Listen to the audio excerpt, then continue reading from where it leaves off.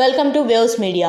ప్రపంచ కార్మికుల దినోత్సవం మేడే సందర్భంగా గురువారం నాగులపాడు, పెదనందిపాడు, వరగాని గ్రామాల్లో సిఐటియు ఆధ్వర్యంలో మేడే జెండాలను మండల సిఐటియు నాయకులు దోప్పలపూడి రమేష్ బాబు, పలువురు సీనియర్ నాయకులు ఆవిష్కరించారు.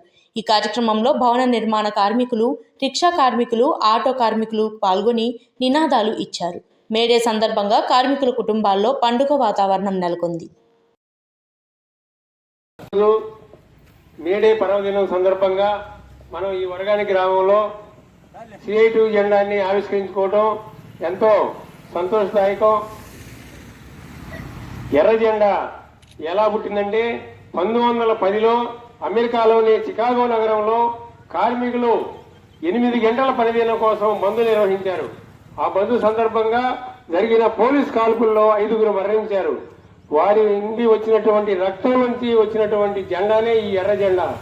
సుత్తి కొడవలి, సుత్తి అనేది కార్మికులకు గుర్తు, కొడవలి అనేది కర్షకులకు గుర్తు, కర్షక ఐక్యతకు గుర్తు సుత్తి కొడవలి.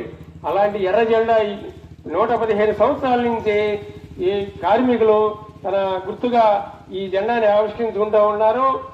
కార్మికులందరూ ఐక్యంగా ఉండి వారి సమస్యల మీద పోరాటం చేస్తేనే ఈ వాళ్ళకి రావాల్సినటువంటి సమస్యల పరిష్కారం కానీ, వారికి రావాల్సినటువంటి వేతనం కానీ అంతా సక్రమంగా వస్తుంది. ఈ కార్మిక చట్టాలని నిర్వీర్యం చేసి ఈరోజు 4 లేబర్ కోడ్లను తీసుకొచ్చారు. ఆ 4 లేబర్ కోడ్లను కూడా తొలగించాలని ఈ సందర్భంగా మేము కోరుతా ఉన్నాం. కార్మికులంతా ఐక్యంగా ఉంటే ఎవరు ఏం చేయలేరు. పోరాడితే పోయేదేం లేదు, బానిస సంఖ్యలు తప్ప అని ఆనాడు మార్క్స్ చెప్పాడు. అలాగే అందరూ ఐక్యంగా ఉంటే ఏదైనా సాధించవచ్చు.